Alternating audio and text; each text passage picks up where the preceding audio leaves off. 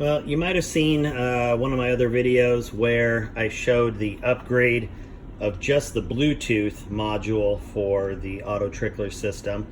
But I now have, I got a second unit, which is the complete version 3 set. So this is everything that Adam offers. No upgrades. The only thing that I have changed is I have just a cup that is just somebody made for me. But this is the cup that comes with the version 3. It actually works very well. Certainly a huge improvement from what he offered before with the little plastic cups. It does sit in here nicely. I thought it would be very top heavy. It's actually not. I mean, you have to really work to knock it over. And he does provide a nice little stop that just fits right on there. It's not super strong double stick tape, so you can reposition it pretty good. And it does work nice for either that system or I use it for my cup and it stops it. But anyway, let's look at this. So, you know, maybe eventually he'll offer a little cover. I think there's some guys online that are doing a little custom cup that goes over this just to keep the powder from getting contaminants in it when you're not using it. Me, I just cut a little one of these cups. I just cut it so it fit. Anyway, something else that I do, and I did this on my other unit too, is I just draw black lines. You can kind of see they're all over. As this thing's going, and I'll show you when we get moving, this has a huge benefit as you're going. This is his new trickler holder. Again, vastly improved over his first. If you guys remember on the first unit that he offered, it was almost begging to be replaced by an aftermarket because you had to shim it with stickers. Not exactly the most efficient system. It worked, it just wasn't the sexiest thing. This is actually pretty damn sexy. It still utilizes his 3D printing, although I will say he's definitely upgraded his machines. All of the 3D printing is really good. Definitely upgraded on that too. In back here, you've got a little screw, and that is going to adjust your tilt. So obviously as you screw or unscrew, it's going to change your level. You can kind of see, I like to have it pointed just a little bit up. I think that's how most guys are running it anyway. Scale's the same. You know, it's just the same old scale. I do have the 419 Lexan cover on this because I like to see in. It's not a necessity. The plastic cover that comes with it works just fine, but I do have that changed out on this. Here's the big improvement is his actual motor control and drop system here. This is all proprietary from him. It is sexy as all get out. Really nice screw system in the front, nice knurled knob that he put on it, gives you lots of control over this. All metal gear system, really nice. And then he does a really big hopper. You can kind of see. In fact, I'll show you. Somebody stole my tape measure. Well, anyway, it's a pretty good size. It's a pretty good size hopper. It held essentially about a pound of powder, which was almost twice what the old system would hold. And then it's on a 3D printed base, and there's no indicators. So what I've done is put a little mark on the base that everything rotates on.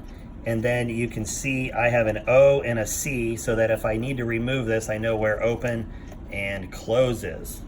Pretty critical. All right, so functionality. Oh, and let me show you the back. So the back is the same. It has the exact same Bluetooth unit, no big deal. You can still see that I have mine grounded on an anti-static pad on a piece of granite. You can call it overkill, I don't care, works for me. It's all properly leveled, so you want to make sure that you get your legs leveled there. And then we've got the same interface as just the standard upgrade. So it has already found this Bluetooth unit, or it will find it, I should say. So it says disconnected. We're going to tap on it. It says Autotrickler found. Boom, that's all there is to it. Now we do need to make sure that we zero our scale. So our cup is ready to go. And let's go ahead and do 49.8.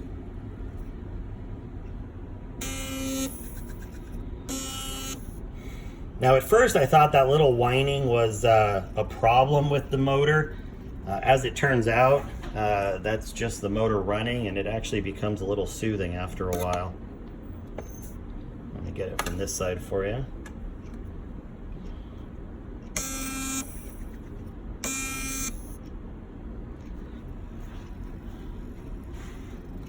Trickler runs pretty much the same, really efficient. The drop is a lot more consistent. It's not to say that I haven't had some drops that are off, but definitely better than the Lee unit that he was using. And the biggest thing that I've noticed with this is, and I know it doesn't happen to everybody, but more people I talk to than not have had problems with the old unit, the Lee one, and it didn't matter if you had it upgraded with aftermarket parts or not. The basic Lee system, it would grind, and every so often it would go grr, grr, grr, grr, grr, and it would drop like 3 grains, and then you'd have to drop it and reset it and kind of go from there. This does none of that. This thing is just liquid smooth. You'll also notice that he's got a really nice new funnel in there, or straw replacement, or whatever the heck you want to call it. I get almost no splash back out of the cup. It is just right on there. And if you're watching while you're listening to me, you'll see how fast this thing is dropping and being accurate there. So, I mean, that's done again. So let me show you real quick why I put these black things here. So for any of you that have used one of these, you do this drop, you assume that the trickler's working, you can kind of hear it moving, but those last 3/10 or last 2/10, 4/10, 6/10 of a grain, you don't quite know if this is still moving or not. And you know, you might want to manually adjust a single kernel in or something, but then you don't want to mess with it if it still thinks it's trying to get an accurate load. So what I do is I do these black lines. That way I know if the unit is still turning. So as it's trickling, well, that one just dropped dead on, so that wasn't any fun. Let's try this one. Alright, so this one's going to build up a little bit, and you can see that it rotated just a little bit at the end there. We'll do it again.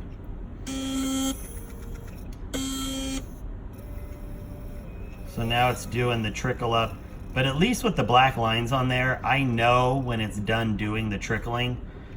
So, and then boom, we're done.